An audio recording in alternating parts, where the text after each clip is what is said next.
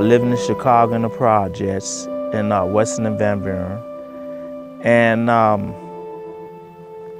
it was a little rough for me growing up, gang banging, drugs, drinking, prostitution, all that type of stuff in the projects. And it was rough on my mother. And it was rough on all my family and other peoples around me in that type of neighborhood. And I didn't have the best education in the world. I was in a special ed class, a very slow learner, but I did graduate. Well, moms cannot teach you how to be a man, so you had to learn that in the streets. So all my brothers and sisters, we learned all that in the streets.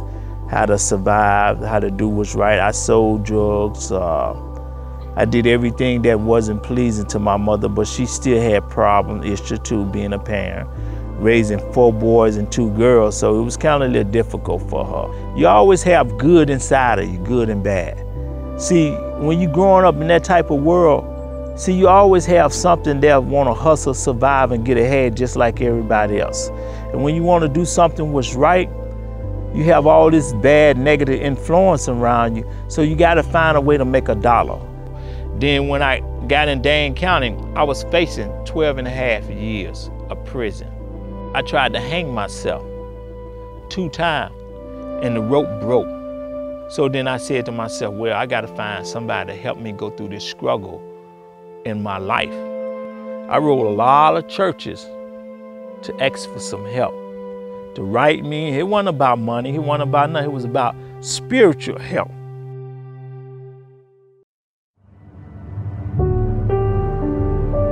So I got the letter and I read it, and I didn't do anything with it. I didn't throw it away, but I didn't respond. I just let it sit on my desk for a couple of weeks. And then I got a call from Chaplain John Mix from Dane County Jail, and asked me if I'd gotten the letter, and said that Willie had written about 20 churches, but none of them had responded. And so I said, well, I can respond. I can write some letters to Willie. So when I did start writing Dan and talking, so then I asked Dan to come to visit me. So I did, sure. What's a visit every month or so? So began to visit him, and then he started, to ask for some things, some clothes and some money and stuff on his account. So each step along the way kind of rustled a little bit, but then followed through because I was pretty busy at work and didn't need really one more thing in my life. But kind of felt God was nudging me to follow through with this thing. And then eventually Willie got out, and the first time he got out, we had him stay at our house for 3 days, and didn't work out so well. He wasn't the type of guy that I was used to. His home wasn't used to, because all the people that I did live when I was drinking and drugging, I didn't never stay with them, no way. Because I figured that I'm gonna hurt them one form or fashion, even though they doing good out of their heart for me. I'm gonna use them. Eventually found out he got in some trouble. And all along the way there, one thing that God was nudging me to do is never to give up on him. And I try to help him. I try to help him understand how the Bible applies to all aspects of his life. He struggles a little bit in some areas of his life, like we all do. And so we would talk about those things. So I was kind of a mentor. I'd pick him up for church. I'd give him rides to places.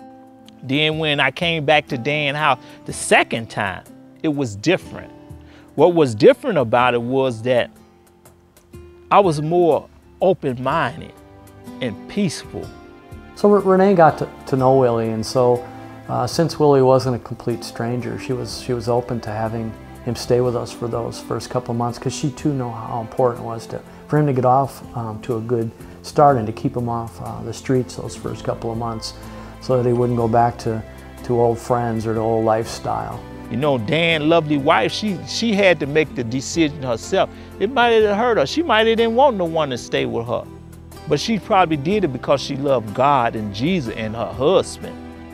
See, then you come together as one, as a couple, so you open your door for that, same as God. God opened his kingdom up for us. So one of the times when Renee and Willie kind of didn't hit it off too well was Willie was hungry in the middle of the night and decided he'd make himself some breakfast. So I think I have rubbed her a few times in the wrong way, especially by cooking breakfast in the morning. At 1:30 in the morning, he's cooking up, I don't know what it was, hammocks or bacon or something. and clinking kettles and stuff, and that just didn't go over real well with Renee. And so I might have came into that the wrong way, but she looked over that. She told me what she didn't like. I can talk to Renee about anything. I ain't got nothing bad to say. I love her as a sister. Basically, because we're both Christians, we both follow Jesus, and just understanding that we want to show others that love. And so that's how she was able to say yes to opening up our home to him and having him stay here. Dan now in my life is like a best friend. See, it took me a long time. I told Dan all my best friends. I can count them on my finger. Dan became to be a best friend. The reason he became the best friend because of love and respect and understanding. See, he seen me the bestest days, and I seen him in the bestest days, and that's how you start to communicate. If he would have shown me that from the very beginning that it wasn't just about writing a letter, but it was Willie going to be living with us, we were going to be friends, that the amount of investment of time and money that would have gone into it, and I probably would have turned and run, and it never would have even started. The biggest way I saw God work, though, is in Willie. Willie's been transformed. He's not perfect, he'll admit that, but he's a changed person, and it's amazing. It really is amazing to see him now and to talk with him now and to hang out with him now. That's all I'm trying to do is just be obedient to God's nudgings and callings and promptings, obedient to His Word, and just try to have an impact for His kingdom.